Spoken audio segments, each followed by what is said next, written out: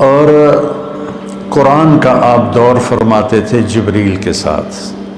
رمضان میں جبریل آتے تھے.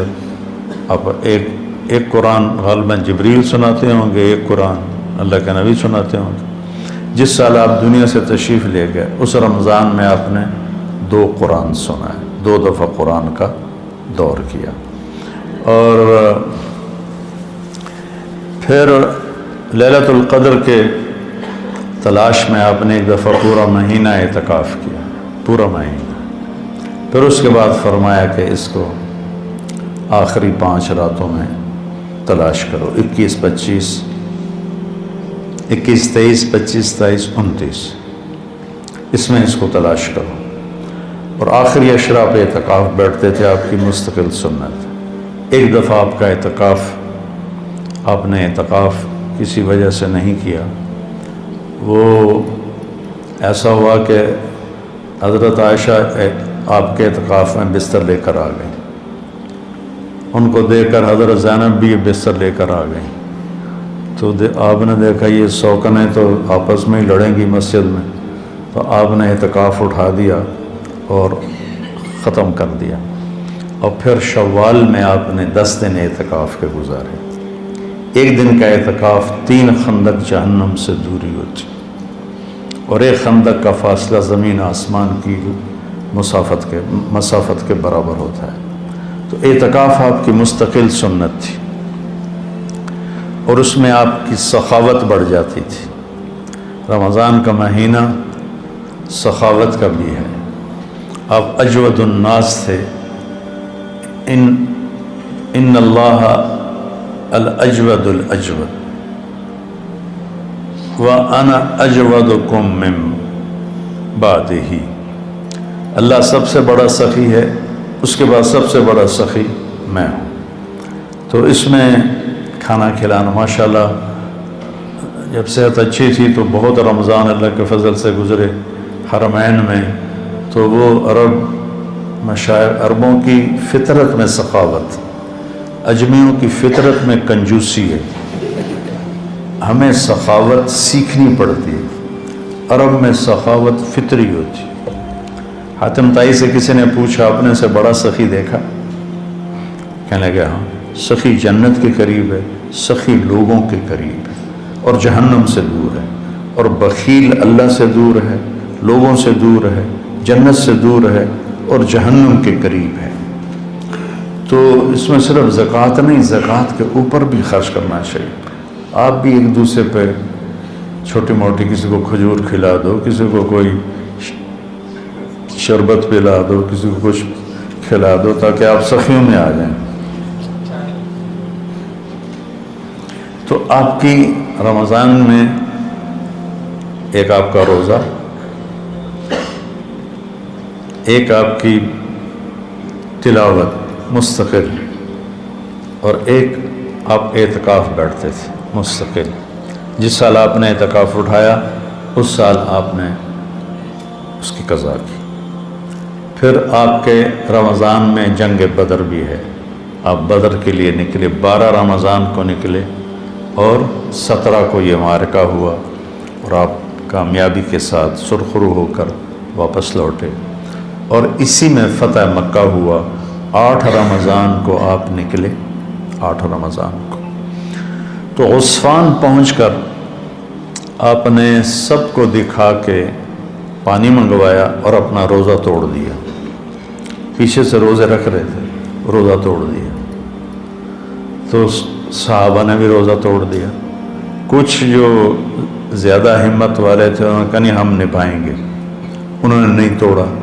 تو سفر اور شدت گرمی کی، تو وہ تو نڈھال ہو گئے، اور ان سے نہ خیمے گاڑے گئے، نہ اونٹوں کو چارہ ڈالا گیا، نہ گھوڑوں کی خدمت کی گئی.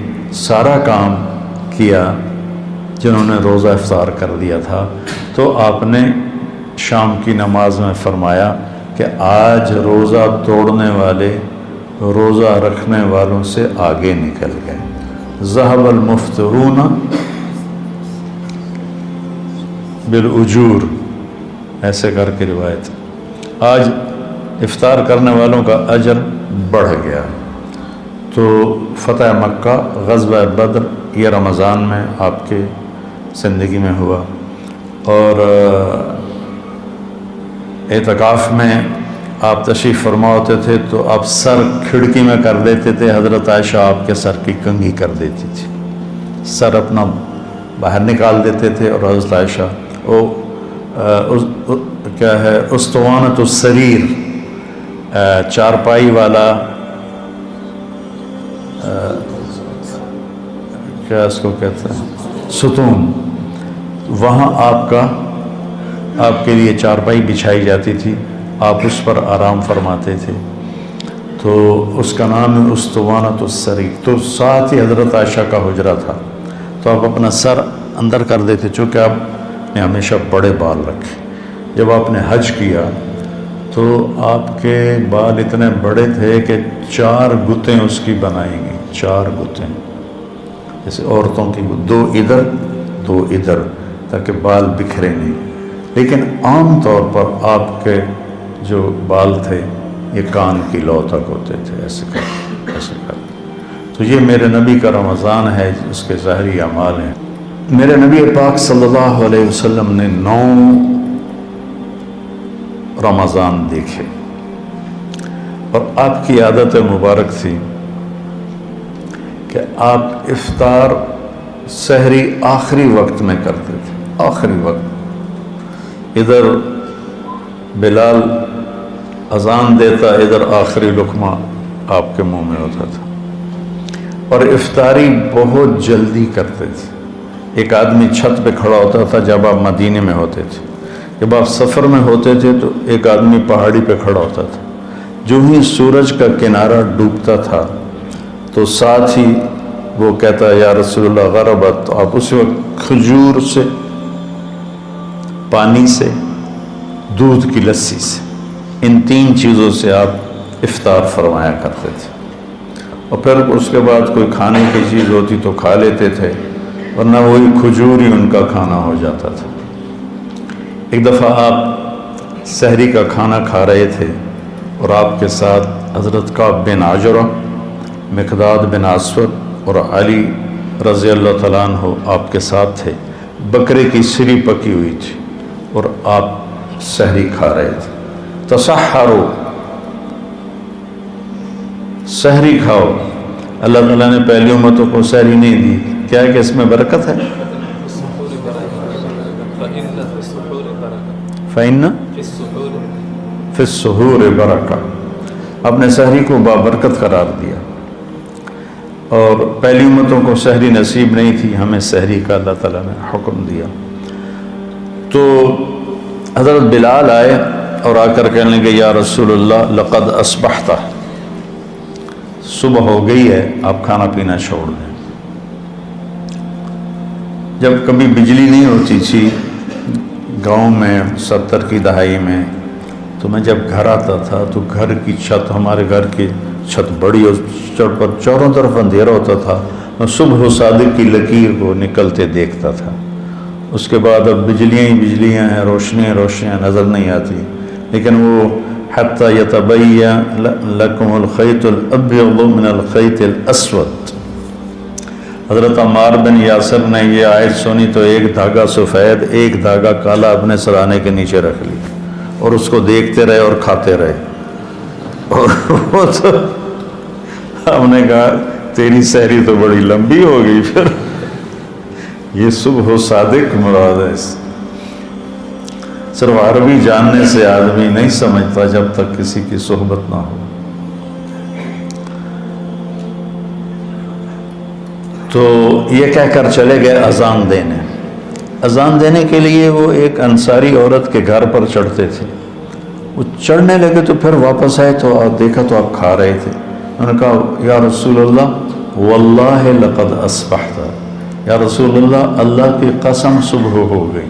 تو آپ نے اپنے ہاتھ اٹھا لی، کہا یا بلال ما اصبحنا، ابھی صبح نہیں ہوئی تھی، لیکن تو نے قسم کھائی تو تیری قسم جھوٹی نہ پڑے، اللہ نے صبح و صادق کو پہلے نکال دیا۔ اور حضرت علی نے فرمایا اگر بلال قسم نہ کھاتے تو جب تک ہمارے نبی کھاتے رہتے صبح و صادق ہونی نہیں تھی۔ تو سحری میں آپ مختلف چیزوں سے جو کی روٹی مل گئی، کھجور مل گئی، افطاری میں بھی یہ تھا، اور ایک روزہ بھی سب کا قضا ہوا، چونکہ یوم غیم اندازے سے روزہ افطار کرنا ہے، بادل والے دن روزہ افطار کرو جب تمہیں اندازہ ہو جائے کہ سورج غروب ہو گیا۔ تو سارے مدینے پر گہرے بادل تھے، تو سب نے سمجھا کہ سورج غروب ہو گیا، تو سب نے افطار کر لیا، اللہ کے نبی نے بھی افطار کر لیا۔ تھوڑی دیر کے بعد بادل چھڑے تو سورج سامنے کھڑا ہوا تھا، پھر اس روزے کو پورے اہل مدینہ نے عید کے بعد اس کی قضا کی۔ اور رمضان میں آپ کی جو بڑی عبادت تھی وہ قرآن تھا۔ 3 دن 9 سال میں 9 رمضان میں صرف 3 دن آپ نے تراویح کی نماز پڑھی۔ کتنی رکعت پڑھی کوئی صحیح حدیث کوئی نہیں ہے، ٹھیک ہے، اس کے بعد چھوڑ دی۔ اس لیے حضرت عائشہ کا فرمان صحیح ہے کہ بخاری شریف کی روایت ہے کہ رمضان اور غیر رمضان میں آپ کی 11 رکعت ہی نماز تھی، چونکہ آپ نے تہجد کا اہتمام کیا، تراویح کا نہیں۔ اور چوتھے دن آپ نہیں آئے اور وجہ بتائی کہ میں اس لیے نہیں آیا، مجھے ڈر لگا کہ تمہارے اوپر یہ فرض نہ ہو جائے، وہ فرض ہو جاتی تو پھر لوگ 4 رکعت نہیں پڑھتے تو تراویح چھوڑ دیتے تو کتنا بڑا گناہ ہوتا۔ تو اس میں پھر آپ کے زمانے میں کوئی تعداد نہیں تھی، اور حفاظ الگ الگ کھڑے ہوتے تھے، اور اس جیسے یہاں ہو رہا ہے اہتمام، جیسے اب آپ الگ الگ سنا رہے ہیں، وہاں الگ الگ مسجدوں میں سناتے تھے۔ پھر ابوبکر صدیق رضی اللہ عنہ کا زمانہ آیا تو اس میں بھی اسی طرح چلتا رہا معاملہ بغیر تعداد کے تعین کے۔ عمر رضی اللہ عنہ کا اوائل جو تھا شروع کا خلافت کا زمانہ، اس میں اسی طرح چلتا رہا۔ ایک دن آپ مسجد میں داخل ہوئے تو آپ نے دیکھا الگ الگ نماز پڑھ رہے تھے لوگ، تو آپ نے کہا کہ میں ان کو ایک امام پہ کیوں نہ جمع کر دوں، تو ابی بن کعب پر آپ نے سب کو جمع کیا اور 20 تراویح فرمایا، صحیح روایت۔ اور یہ بھی صحیح روایت ہے کہ آپ نے ابن السائب، پہلے ان کا نام کیا یاد نہیں، ان کو 8 تراویح پڑھانے کا حکم دیا۔ تو اب اگر کوئی 8 پڑھتا ہے گنجائش ہے، لڑائی نہیں کرنی، 8 کا تو ثبوت ہی کوئی نہیں۔ اگر کوئی 20 پڑھتا ہے تو صحیح حدیث ہے، اسے لڑنا نہیں چاہیے کہ تو بدعت ہے، بدعت۔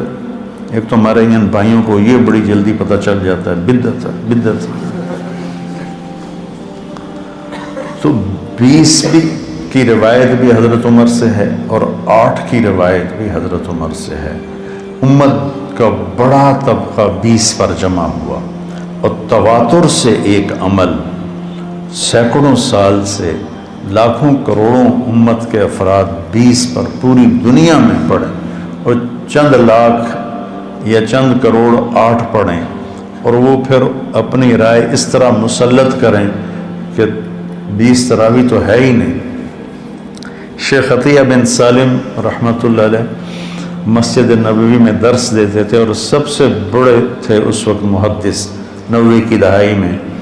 اس وقت میں جب حج پہ جاتا تھا تو حضرات کے ساتھ جانا ہوتا تھا، تو ہم 1 مہینہ مدینہ ٹھہرتے تھے، تو میں پورا مہینہ ان کے درس میں بیٹھتا تھا اور بہت فائدہ ہوتا تھا درس۔